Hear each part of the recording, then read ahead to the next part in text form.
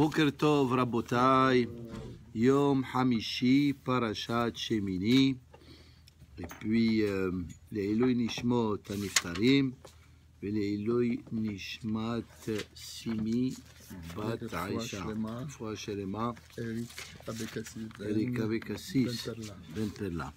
Alors la Gemara, Bechol Makom, Muktar Mugash Lishmi. Alors ici, il y a un passouk dans le prophète Malachi qui dit que dans n'importe quel endroit, Muktar Mugash, on peut amener la Ketoret, on peut amener les Korbanot Lishmi. Et on sait que la réalité, ce n'est pas comme ça. On amène ça. Alors c'est quoi Bechol Makom Muktar Mugash? Bechol Makom Salka Da'atar, la Gemara dit, est-ce qu'on peut concevoir que là où on veut, on peut amener des korbanot? Alors la Gemara, elle l'interprète d'une autre manière. Amar Rabbi Shmuel bar Nachmani, Amar Rabbi Yohanan, Elu Talmidei Hachamim Ha'oskim Batorah Bechol Makom. Ce passouk, il fait référence à des Hachamim, des gens comme nous, qui s'assoient, ils étudient la Torah à n'importe quelle place. Ça veut dire en Eretz Israël, en dehors d'Eretz Israël, là où on habite, on peut s'asseoir étudier la Torah, mais l'avantage est Ma'ale ani alehem, Kadosh Baruch Hu dit, je vous considère cette étude de la Torah kilu maktirim ou magishim lishmi, comme si on amène des korbanot à Hashem. C'est extraordinaire, hein? Ça veut dire, le fait qu'on s'assoit et on étudie la Torah sérieusement, ça aussi c'est une... Parce qu'on a dit, c'est quoi Korban? Korban leit karev, c'est de se rapprocher à Hashem. Alors quand on étudie la Torah sérieusement, ça aussi, on se rapproche à Kadosh Baruch Hu. Et c'est ça le Korban. C'est le fait d'étudier la Torah. Ensuite, il dit le pasuk, Umin hatehora. Et tu dois amener une offrande sainte. Alors, encore une fois, est-ce que tu vas amener un korban qui n'est pas saint? Qu'est-ce que ça veut dire, min hatehora? Ze halome Torah betahara. Quand on étudie la Torah, il faut qu'on soit spirituellement propre. Et comment on peut être spirituellement propre? Nose isha ve'achakach lome Torah. Ça veut dire, il faut être marié comme ça. Tu étudies la Torah avec, tu es propre. Ça veut dire, tu ne penses pas à autre chose. On a dit une fois, comment on écrit Bahour, hein, qui veut dire un jeune. Bet, Het, Vav, Resh. Alors les initiales de Bahour, Bayom Hasid ou Balayla Rasha. Ça veut dire des fois, quelqu'un il peut étudier la Torah en journée, mais le soir il peut faire des bêtises. Alors bon. Alors Nose Isha ve'achakach lomet Torah. Ça veut dire quand tu étudies la Torah, des fois ça se voyait, par exemple on étudiait dans les yeshivot, il y avait des bahurim, ils étudiaient mais leur tête elle n'était pas là. Hein? Alors et des fois c'est une question de femme aussi, hein. Alors là, le Talmud il te dit, c'est pour ça que qu'est-ce qui est marqué dans Pirkei Avot? Ben Shemona Esre la Houpa. Il faut se marier jeune. En tout cas, dans la mesure du possible. Alors c'est ça. Étudier Betahara, ça veut dire se marier, ensuite étudier la Torah. Ensuite, il continue. On dit Shir HaMa'alot, le Mizmor qu'on dit tous les soirs. Shir HaMa'alot. Combien il y a de Shir HaMa'alot de David HaMelech? Il a composé 15 Shir HaMa'alot, hein? Parce qu'il y avait 15 escaliers dans le Beth Amikdash. Shir HaMa'alot, Hinne Barichu et Hashem, Kol Avdei Hashem, Ha'avdim Bebet Hashem Balelot. Servir Hashem le soir. Hein? Alors c'est ça ce qu'il dit David HaMelech. Barichu et Hashem, bénissez Hashem, Kol Avdei Hashem, les serviteurs de Dieu, Ha'avdim Bebet Hashem Balelot, ceux qui servent Hashem, Balelot. Maï Balelot. Alors encore une fois, nous le savons qu'au Beth Amikdash le soir, il n'y avait pas beaucoup d'activités. Alors qu'est-ce que ça veut dire? Parce qu'au Beth Amikdash, qu'est-ce qu'il y avait? 2 korbanot. Un le matin et un l'après-midi. Et le soir, et les gens qui devaient amener des korbanot, c'était en journée, etc. Alors qu'est-ce que ça veut dire? Ha'avdim Bebet Hashem Balelot, le soir. Alors, parce qu'il n'y avait pas des korbanot le soir, Amar Rabbi Yochanan, Elu talmidei chachamim aoskim batorah balayla. Ça veut dire encore une fois, Ovdim bebet Hashem balelot, la maison de Dieu. C'est pas le on ne parle pas du Bet Hamikdash, on parle du Bet Hamedrash. C'est ça. Ovdim bebet Hashem balelot, et ça c'est considéré comme si on amenait des offrandes à Hashem le soir. Kilu oskim ba'avoda, ça veut dire celui qui étudie la Torah le soir, comme s'il amène un korban. Le'olam zot al Israël. Ensuite, un pasouk dans Divrei Hayamim qui dit les sacrifices, les olam, pour l'éternité. Et encore une fois, la question se pose, est-ce que les korbanot, on les amène pour l'éternité? Maintenant, il n'y a pas de Beth Amikdash, il n'y a pas de korbanot. Alors, qu'est-ce que ça veut dire? Les olam, ça veut dire les offrandes qu'on amène à Hachem. C'est pour tout le temps. Alors, la Gemara, elle dit comme ça. Amar Rav Gidel, ce Hacham il s'appelle Rav Gidel, il dit au nom de Rav, Ze Mizbeach Banoui, il y a le Mizbeach qui est construit, ou Michael Sarak Gadol, et le grand représentant de Am Yisraël, l'ange Michael, Omed ou Makriv Alav Korban. Hein? Ça veut dire que, regardez qu'est-ce qu'il dit Rashi. Hein? Les Olam Zot l'Israël Mikrahu Bedivrei Hayamim.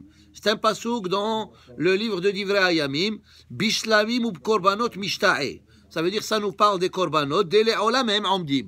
Ils sont pour l'éternité. On sait que les Korbanot, c'est pas pour l'éternité aujourd'hui. Il n'y a pas de Korbanot. Vechedame. Alors comment on peut expliquer que les Korbanot pour l'éternité? Alors oui, même après la destruction du temple, Mizbeach Banoui Bashamaim, il y a comme un Mizbeach au ciel, ou Michael Omed ou Maktir Alav. Vous avez compris, mes chers amis? Ça veut dire même qu'aujourd'hui, il n'y a pas de Beth Amikdash, mais il y a toujours les Korbanot. Ou Bashamaim. Et c'est qui le Kohen? C'est Michael. Alors c'est ça. Michael, c'est comme on a dit plusieurs fois. Pourquoi on appelle la ville de Jérusalem Yerushalayim? C'est comme s'il y a deux Jérusalem. C'est comme on dit, il y a Daïm, deux, il y a Raglaïm, Enaïm, Yerushalayim. Ça veut dire il y a Yerushalayim Shel Mata et il y a Yerushalayim Shel Ma'ala. Hein? Il y a le Jérusalem en haut et il y a le Jérusalem en bas. On parle de Beth Amikdash, non? Non, Jérusalem aussi. Toute la Kedusha qu'il y a en Eretz Israël. Il y a Yerushalayim Shel Mata, Yerushalayim Shel Ma'ala. Et si vous remarquez dans la Bible, la Jérusalem, la plupart des fois, il est écrit sans le Yud. C'est comme ils disent les non-juifs, Jérusalem. Ils disent pas Jérusalem. Ils disent Jérusalem. Le Yud, il manque. Pourquoi? Le Yud, il manque, Hachamim, ils disent, tant que Jérusalem en bas, elle n'est pas construite à la perfection, ça veut dire tant qu'il y a encore des souffrances, et il y a des gens qui meurent tous les jours là-bas, comme nous, malheureusement, nous le voyons, des gens qui sont attaqués et qui sont poignardés. Alors, Yerushalayim ena shelema. Elle n'est pas encore, même que Baruch Hashem, on est revenu à Jérusalem depuis 1967, etc. Mais elle n'est pas encore bishlemut. Parce que qu'est-ce que ça veut dire, Yerushalayim? Ça vient du mot Yerushalem. C'est quoi Shalem? C'est Shalom. Alors, et malheureusement, il n'y a pas encore cette paix que nous espérons. Et c'est pour ça qu'à Pesach, on dit, même ceux qui habitent à Jérusalem, ils disent, les Shanaba, Yerushalayim, ils sont à Jérusalem. Habenouya. Ils disent Yerushalayim, Habenouya. Ça veut dire Jérusalem, la parfaite. Aujourd'hui, on est à Jérusalem, mais elle n'est pas encore parfaite. Alors, en tout cas, le message c'est qu'il y a Yerushalayim Shel Ma'ala, et il y a le Bet Amikdash, les Ma'ala. Et d'ailleurs, on dit, le troisième Bet Amikdash, il va descendre du ciel construit. Alors, quelqu'un, il a posé la question, est-ce que c'est vrai? On n'a jamais vu depuis la création du monde, ok, Akadosh Baruch Hu, il a créé le monde, etc. Mais après la création du monde, on n'a jamais vu ce concept que quelque chose descend du ciel toute construite. Shlomo HaMelech, il a construit le premier temple lui-même, etc. Et le deuxième temple, il a été construit par des employés. Et même les kelim du Beth Amikdash, ils ne sont pas descendus. Alors, qu'est-ce que ça veut dire? Elle va descendre construite, le Beth Amikdash. Alors, moi, j'ai expliqué ça comme ça. J'ai expliqué, ça veut dire, cela ne veut pas dire que physiquement, Jérusalem, elle va descendre construite.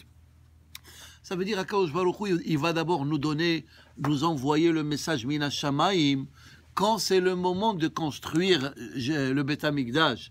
Et il va nous transmettre le message quand c'est le moment. Et quand le moment il va arriver, il y aura une aide Mina Shamaim, il y aura une inspiration du ciel où tout se facilite. Maintenant, si on voit l'historique des choses, on ne peut jamais concevoir comment on peut construire Jérusalem dans cet endroit. Déjà, les Juifs, ils veulent rentrer. On ne les laisse même pas rentrer. Alors, imaginez-vous. Mais ça veut dire, le troisième Jérusalem, il va être construit, Mina Shamaim, troisième Beth Amikdash. Ça veut dire, quand le moment va arriver, Hachem, il va faciliter tout. Comment ? On ne sait pas. Hein? Ça veut dire, j'en suis sûr qu'il y aura quelque chose. Et en tout cas, ces édifices qui sont là-bas, ils vont disparaître. Hein? Et le Beth Amikdash, il va être là-bas. Hein? Alors, en tout cas, il y aura toujours des... Est-ce que Akadosh Baruch Hu, est-ce qu'il y a des moyens qui lui manquent? Ok, en tout cas. Alors, c'est ça. Il y a aujourd'hui, Michael HaKohen HaGadol, il amène des korbanot. Rabbi Yochanan Amar, Elu Talmidei Chachamim ha'oskim be'ilchot avoda. Ça veut dire les olam zot l'Israël. Rabbi Yochanan il explique les Talmidei Chachamim qui étudient les lois des korbanot comme si eux-mêmes ils ont fait ces korbanot. Alors ça c'est les olam. Ça veut dire si tu étudies la Torah comme si tu as fait le korban. Kilu nivna mikdash biyemehem. Ceux qui étudient les lois des korbanot. Vous savez qu'il y avait un rabbin. Il s'appelle le Hafetz Haïm. Il était un grand tzaddik. Il a écrit beaucoup de livres. Hein. Il est décédé à peu près, moins que 100 ans. Et il a instauré des yeshivot. Lui, il était Kohen. Et on dit qu'il avait les habits prêts, que si le Mashiach, il venait, il était prêt à servir au Beth Amikdash. Alors lui, il disait comme ça. Il était un grand croyant que... Le Beth Amikdash, il va être construit bientôt. Mais il avait une question. Il a dit, mais même si admettons le Beth Amikdash, il va être construit la semaine prochaine. Est-ce qu'il y a des Kohanim professionnels qui connaissent les lois? Non. Aujourd'hui, il y a un mouvement, construction Beth Amikdash, on entraîne des Kohanim, etc. Mais il n'y a pas assez. Alors il a dit, il a instauré des yeshivot où on étudie surtout les lois du Beth Amikdash et les lois des korbanot, comme ça, dès que le Beth Amikdash, comme on a dit, il va descendre du ciel, ça veut dire, il va se faire rapidement, ça va pas prendre 10 ans ou 20 ans pour le construire, hein? Alors il faut être prêt pour savoir faire le service divin.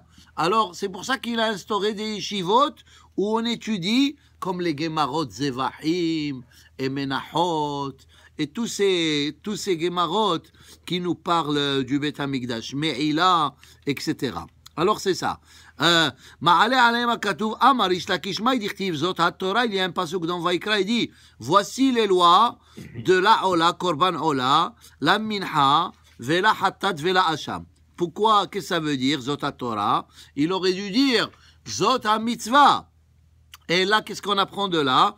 Kol ha'osek ba-Torah, tout celui qui étudie la Torah, Kilu ikriv Ola, comme s'il a amené un korban Ola, Minha ve'hatat ve'hasham. Ça veut dire le fait d'étudier le texte, comme si tu as fait la mitzvah. Une mitzvah que tu ne peux pas faire. Amar Rava, haïla Ola la minha mi ba'eleh.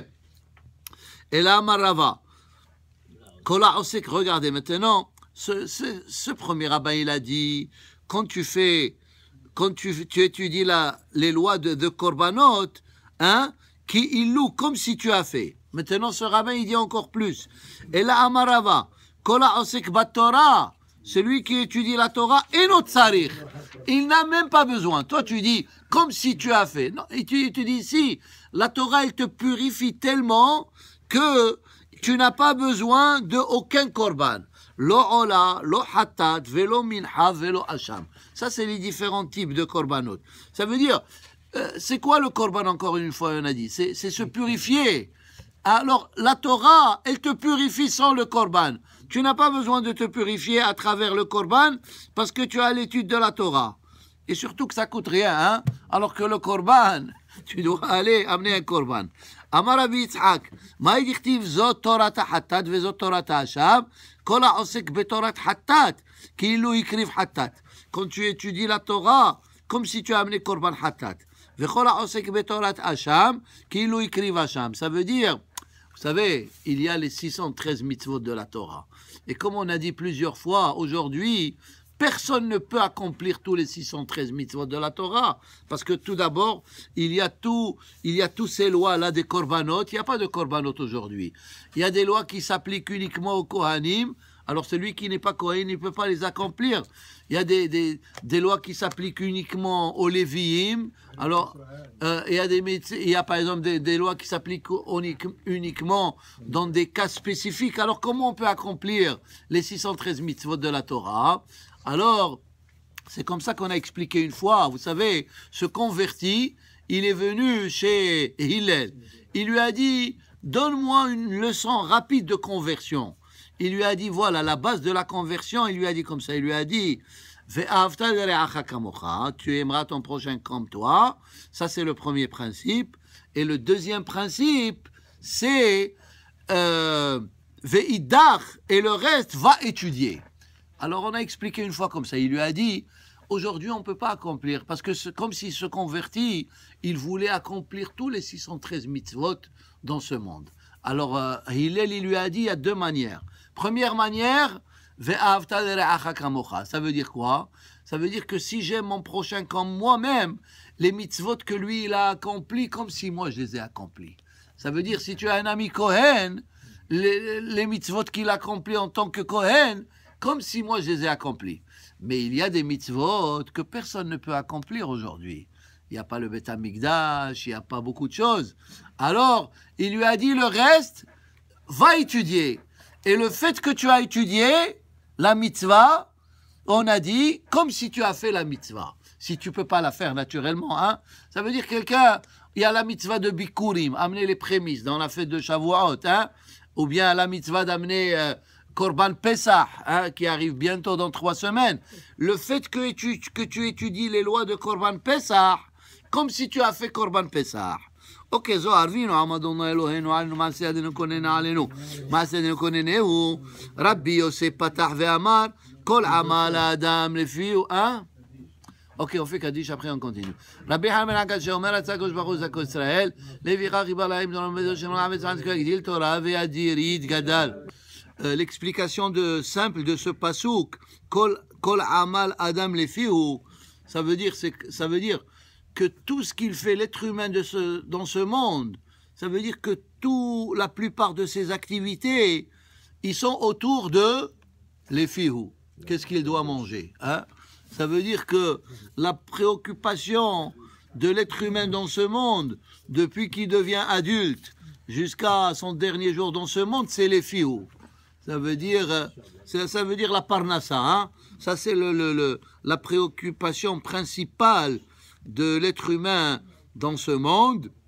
Ça, c'est l'explication simple, mais le Zohar, il va l'expliquer d'une autre manière. Histakalti bedivre Shlomo HaMelech, Rabbi aussi, il dit, j'ai regardé les paroles de Shlomo HaMelech, vekulam ahuzim bechokma eliona. Et les paroles de Shlomo HaMelech, ils sont des paroles de grande sagesse. Ça veut dire, qu'est-ce qu'il est en train de nous dire, Rabbi aussi? Bien sûr que l'être humain, quand il vient dans ce monde, il doit être occupé pour gagner sa parnassa. Mais Shlomo HaMelech, étant donné qu'il était un grand hacham, il voulait nous enseigner beaucoup plus que ça. Ça veut dire, c'est pas juste, ça veut dire la plupart des activités de l'être humain, c'est pour amener du pain à sa bouche, mais c'est plus profond. Alors, c'est quoi la profondeur du pasouk? Kol amal adam lefihu, hinne mikraze b'sha'a shedanim ha'adam ba'olamahu. Quand on juge la personne après 120 ans, katuv, shekol dinahu vechol ma shesovel ba'olamahu, venokmim menu nikmat ha'olam hu lefihu. Alors le Zohar, il explique ça d'une autre manière. Il dit que la plupart des punitions que l'homme il doit recevoir dans l'autre monde après 120 ans quand il est jugé, c'est par rapport à sa bouche. Ça veut dire par rapport à ce qu'il a mangé dans sa bouche et à ce qu'il a sorti de sa bouche. Sortir des paroles qui ne sont pas convenables et manger aussi, ça veut dire manger de la nourriture cachère, etc. Alors ça veut dire que la plupart de la récompense et de la punition, c'est par rapport à l'import-export de quoi? De la bouche. Alors c'est ça. La shonara, etc. Kol amal adam, ça veut dire tout ce que la personne elle va souffrir. Les fihou, c'est par rapport à sa bouche. D'ailleurs, regardez, la paracha de cette semaine, parachat Shemini, elle nous parle des lois de la kashrut.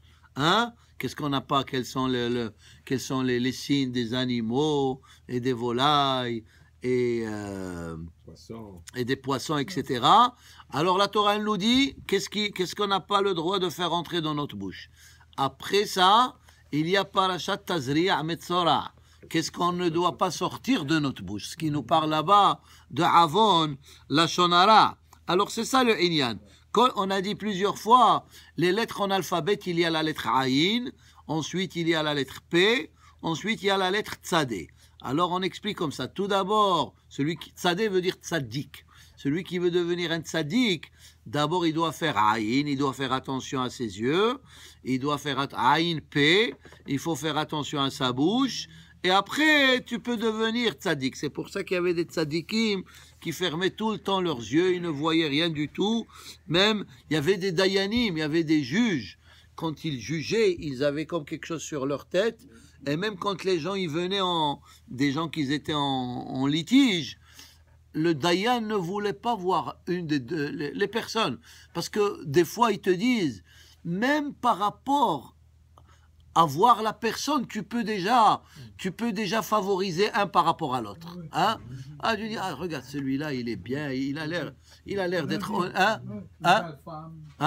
c'est ça. Alors, c'est ça le Inyan. Ça veut dire que tu ne vois personne, juste tu écoutes. Tu écoutes qu'est-ce qu'ils sont en train, quel est leur raisonnement. Alors, c'est ça. Alors, tout ce que la personne, elle est punie dans l'autre monde, c'est par rapport à sa bouche. On a expliqué aussi...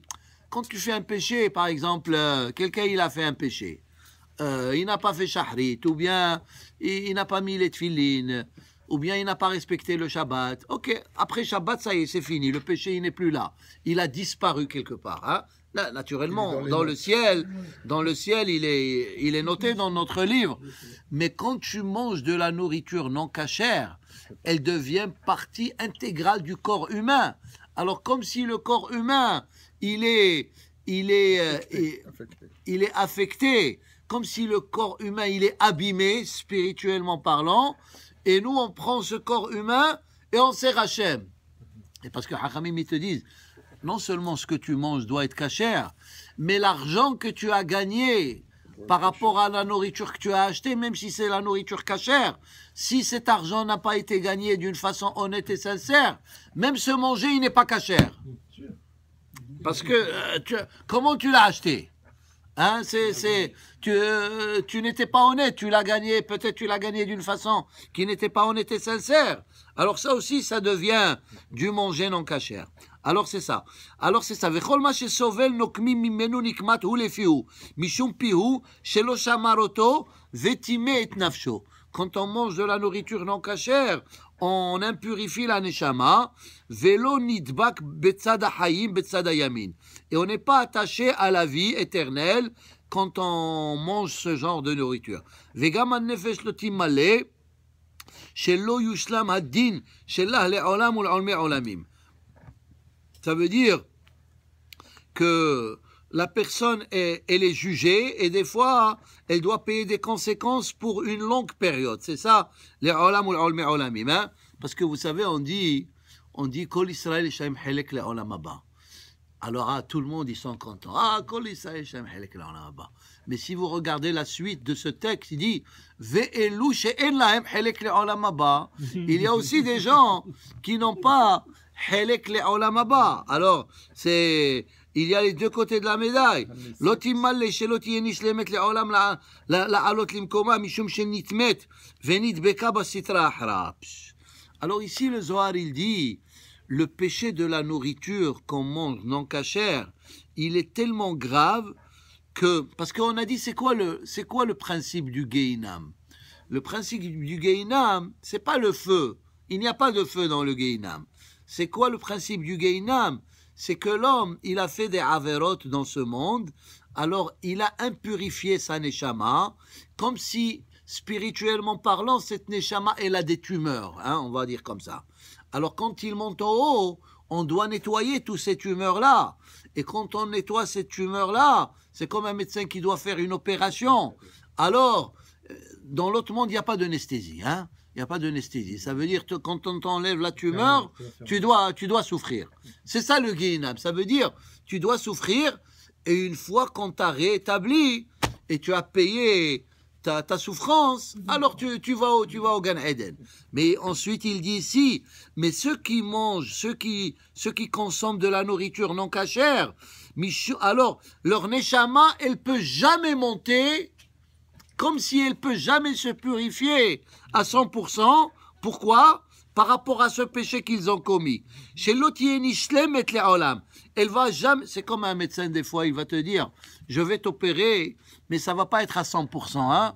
Ça va être à 75%, ou bien à 50%. Alors ici la même chose. Des fois, la neshama, elle suit son parcours de perfection, mais ça va pas être parfait, hein, parce que le fait qu'il a nourri son corps avec cette nourriture non cachère, elle ne pourra jamais remonter là où est-ce qu'elle était, parce que comme on a dit plusieurs fois, la neshama, avant de venir ici, elle était déjà en haut. Qu'est-ce qu'on dit dans le schéma? Beshiftecha bebetecha, ublechtecha badderer, ça veut dire que la neshama, tout d'abord, beshiftecha bebetecha, elle est d'abord au ciel. Mais Hachem, il lui dit, écoute, tu dois descendre. Et lui dit, je ne veux pas descendre. Il lui dit, tu dois descendre. Hein? Elle descend. Alors, beshiftecha bebetecha, ensuite il lui dit, ublechtecha badderer, va dans ce monde et je vais te mettre dans un corps humain et je vais te mettre en épreuve, tu auras le libre choix, etc.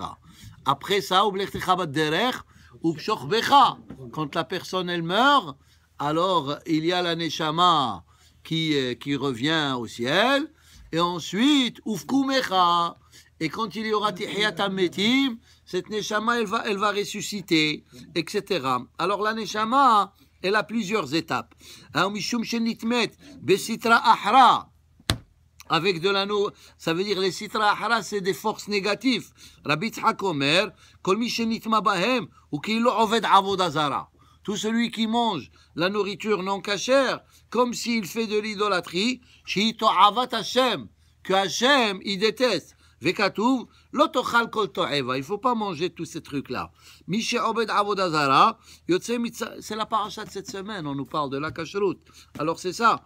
Yotse birshut akdusha, venichnas birshut acheret. Ça veut dire celui qui fait ce genre de péché, comme s'il quitte le domaine de la Kedusha, il rentre dans un domaine de Tum'a. Car mishenitma be'elu ha'ma'achalot. La même chose, celui qui consomme ce genre de nourriture, yotse mitzad ha'hayim, il quitte la vie, ve'yotse mirshut ha'kedusha, ve'nichnas birshut ha'cheret. Ve'lo od, et la shenitma, il devient impur, ba'olam hazeh ou ba'olam ba. Ve'akem ve'nitmetem bam, katuv, beli alef. Ça veut dire, c'est marqué, venit metem, et hachamim ils disent, venit tamtem. Ça veut dire, quand on consomme ce genre de choses, comme si la neshama, elle devient metum temet, elle devient bloquée. C'est comme un tuyau qui est bloqué et rien ne passe. Ça veut dire, la neshama, quand elle consomme ce genre de nourriture, elle perd sa sensibilité spirituelle et elle devient bloquée. Elle ne réagit plus. וכתוב לא תשקצו את נפשותיכם בבהמה ובעוף ובכל אשר תרמוס האדמה אשר הבזתי לכם לטמא. מהו לטמא? לטמא בהם העמים עבדי כוכבים, כי הם טמאים. Alors il dit, les goïms, ils peuvent manger ce genre de nourriture, parce qu'on a expliqué plusieurs fois, le kasher, Peut-être demain, je vais parler un peu de la cacheroute. Hein. Mais en tout cas, ça veut dire que c'est pas une question de santé, la nourriture cachère. Hein. Ils disent, ah, parce que c'est une... Non. Alors quoi, le livre de la Torah, c'est un livre de santé. La Torah, elle est éternelle. Alors, c'est plus spirituel. Si vous remarquez, par exemple, tous les volailles qui dévorent, ou bien tous les animaux qui dévorent, on n'a pas le droit de les manger. Parce qu'ils ont une certaine cruauté en eux, et ce qu'on mange, il devient partie de la personne qui a consommé. Ça veut dire comme si on devient nous-mêmes cruels. Hein? Alors c'est ça le inyan de la cacheroute. C'est plus spirituel. C'est pas physique. Hein? Qui aiment temeim, les goïms, ça va, c'est bon pour eux. Vechol echad mitdabek bimkomo. Eux, c'est correct pour eux. Rabbi Elazar היה יושב לפני רבי שמעון אביו, אמר לו זה שלמדנו, שעתיד הקדוש ברוך הוא לטהר את ישראל. במה יטהר אותה? Alors il dit comment Hachem il va purifier quand le Mashiach il va venir, il va purifier tout et tous ceux qui sont pas purs, ils vont se mettre à l'écart avec respect. Maou shekatuv vezarakti alechem maim teorim uthartem. Ça veut dire Hachem il va nous jeter de l'eau pure, il va nous purifier. Et cela ne veut pas dire de l'eau, hein? Ça veut dire on a dit en maim et la Torah. L'eau, c'est le spirituel. Hein? C'est comme l'être humain ne peut pas vivre sans eau, on ne peut pas vivre sans Torah. וכיוון שנטהרים, מתקדשים. וישראל מתדבקים בהקדוש ברוך הוא נקרא קודש. Hein? Alors ça veut dire quand on se purifie, on devient aussi saint. שכתוב קודש ישראל השם, ראשית תבואתו. וכתוב אנשי קודש תהיון לי. אשריהם ישראל. Heureux sont Am Israël, שהקדוש ברוך הוא אומר עליהם, הקדוש ברוך הוא il témoigne sur eux, Vihitem kedoshim, vous devez vous purifier, ki kadosh ani Hashem, mishum shekatuv vot yidbak, vechatuv lo ta'asun ken lechol goy, vashpatim balidaom, alléluia. On continue la halakha et le moussar. Harambam dit, Israël שהוא מומר לעבודה זרה, או מחלל שבת בפרהסיה, אין מקבלים ממנו קורבן כלל. Maintenant, tout celui qui venait au temps du Beth Amikdash, tout celui qui venait amener une offrande, hein, on accepte l'offrande. Tu ne peux pas ne pas accepter. Mais Arambam il dit quand même un Israël moumar la'avodah zara. Ça veut dire un juif qui s'est converti à une autre religion. Et il veut amener, ou bien mehalel Shabbat befaresia, ou bien il transgresse le Shabbat d'une façon arrogante. Ça veut dire, il vient par exemple devant la porte d'une synagogue et en train de fumer un cigare devant tout le monde. Ça veut dire, il le fait d'une façon méchante. Ça s'appelle befaresia. En mekablim mimenu korban. On lui dit, voilà, on n'accepte pas de lui le korban. Afillu ha'ola shemekablim ota min an-nochri. Il y a korban ola qu'on peut accepter des goïms. En mekablim ota min ha-mumar hazeh. Mais on ne l'accepte pas d'un juif qui s'est converti. Sheneemar, Adam qui akriv mikem, be'ashmoa lamdu, mikem velo kulchem, leotzi et ha-mumar. Aval im haya mumar lishar averot. Alors ici, il fait des distinctions.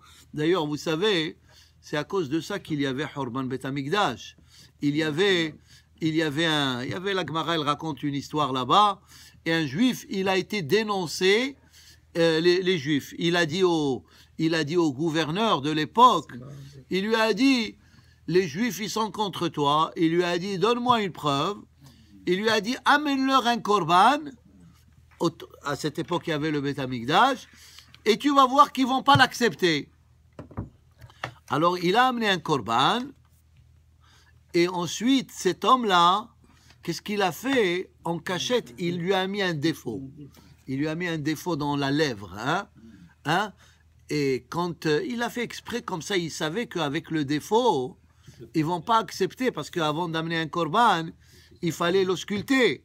Le médecin qui était le Kohen, il devait voir qu'il était correct, le korban. Alors, il a ausculté le Kohen, il a un défaut. On ne peut pas l'amener. Alors ensuite, il y a eu une discussion rabbinique. Et des rabbins, ils ont dit, si tu ne vas pas l'amener, qu'est-ce qu'il va dire le gouverneur? Il va dire que les juifs, il ne va pas comprendre ce que ça veut dire. Il a un défaut, il n'a pas de défaut. Alors ils vont dire que les juifs, ils sont contre les autorités. Alors, il y a eu un débat, et après les rabbins ils ont décidé, on n'accepte pas le korban. Et d'une chose à une autre, ça a entraîné le Hurban Bayit Sheni. Alors, c'est ça, c'est à cause des korbanot.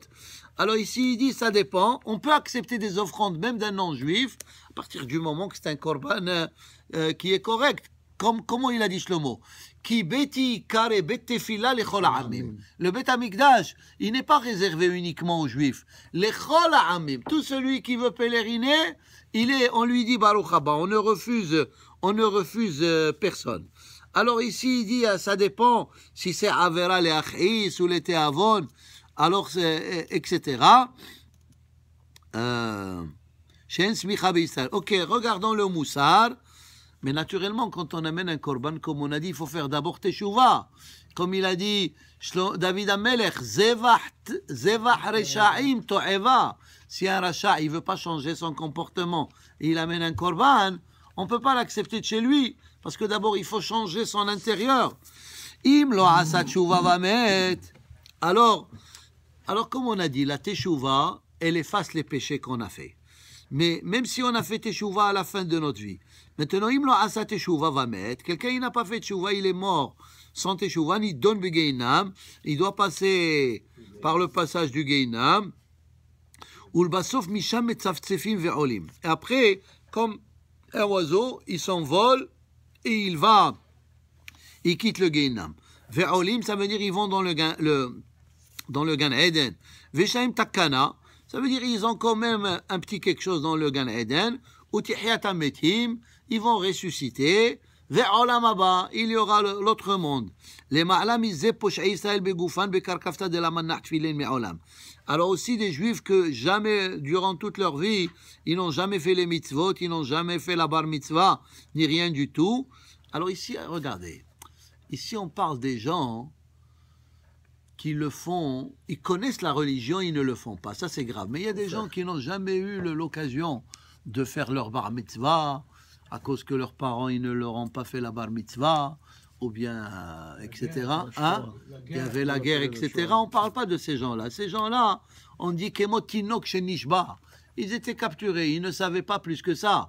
Mais on parle de quelqu'un qui sait et il ne veut pas. Et même quelqu'un qui sait, regardez, plusieurs des gens de notre communauté, et d'ailleurs, c'est des gens, malheureusement, ils n'ont pas vu beaucoup de choses dans la religion, dans leur famille, hein.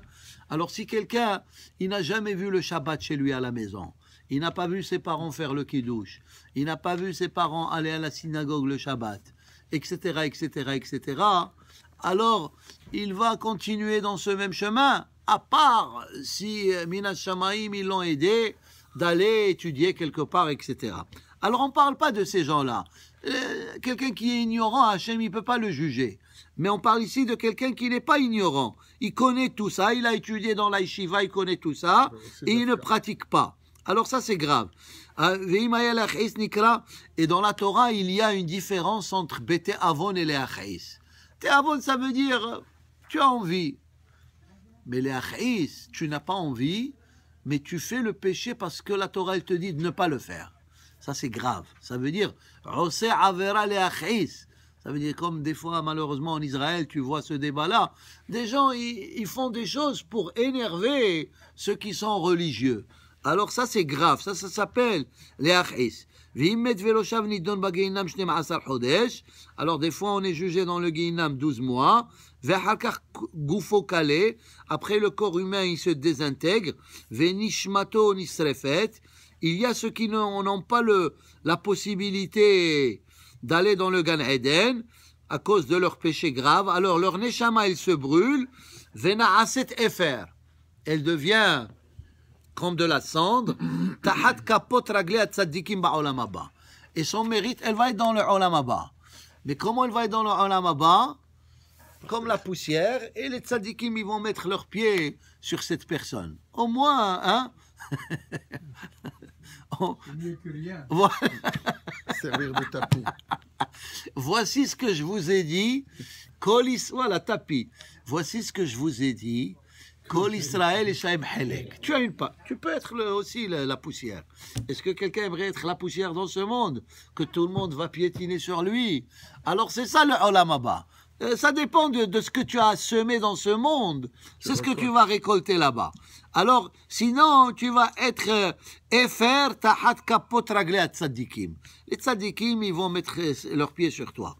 Les Ma'ala Mizehen Elu Shen Lahem Helek Le'olam Baklal. Alors ça, c'est déjà un mérite. Tu rentres et tu vas être la poussière.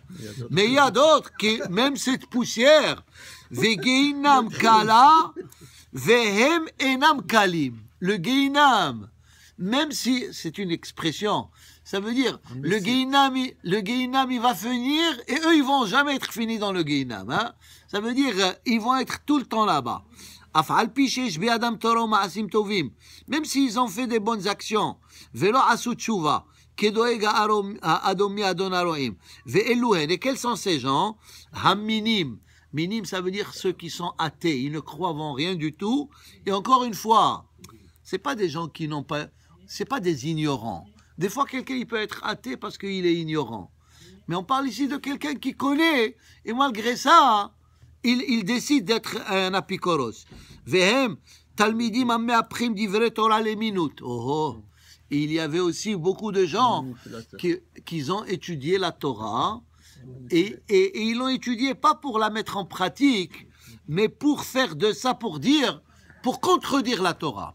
Ça veut dire, ils ont étudié la Torah pour dire que la Torah, Hazve Shalom, elle raconte n'importe quoi. Ça, c'est des gens,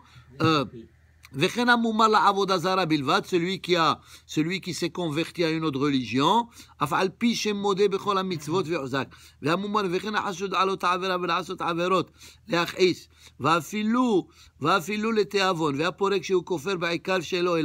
alors vous voyez qu'il y a différents niveaux, c'est pas comme ça automatique, Kol Israël, je vais vous conclure par vous raconter une petite histoire. On parle de croyance. Quelqu'un, il était connu qui ne croyait en rien. Alors il est venu à la Hevra Kadisha, il est venu acheter une tombe.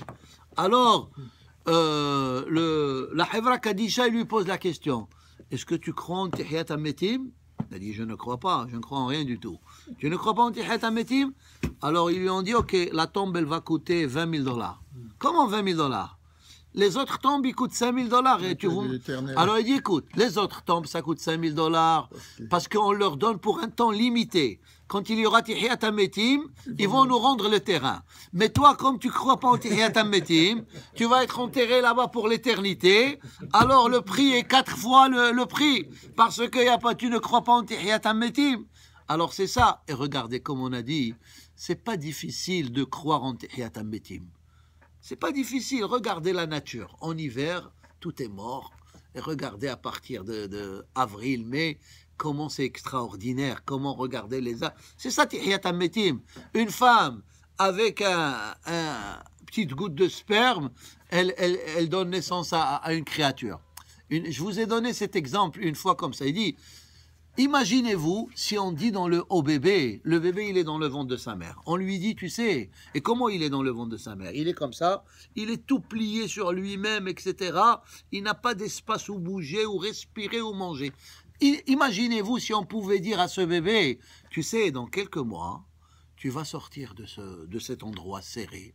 Et tu sais, tes yeux qui sont fermés, ils vont être ouverts. Et tu vas pouvoir voir. Et tes oreilles, tu vas pouvoir écouter de la musique, tu vas pouvoir écouter les gens parler. Et la bouche, tu pourras manger, et tu pourras chanter, et tu pourras faire, et tes pieds, tu pourras marcher. Et il va leur dire, c'est impossible, comment de ce trou-là qui est noir, il y aura tout ça après? Je ne crois pas.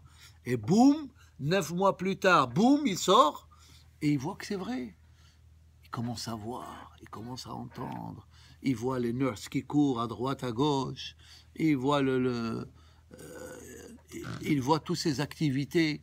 Alors, si déjà, alors le point que je veux vous dire, si déjà c'est vrai, quand on est né, qu'on était dans un monde, et on passe, quand on était dans le ventre, on était dans un monde. Quand on sort, on est dans un autre monde. Comme déjà il y a eu la sortie d'un monde par rapport à un autre monde, alors c'est pas difficile de croire aussi dans la notion de Olam Haba. Il y aura un autre monde. C'est pas possible. Écoutez.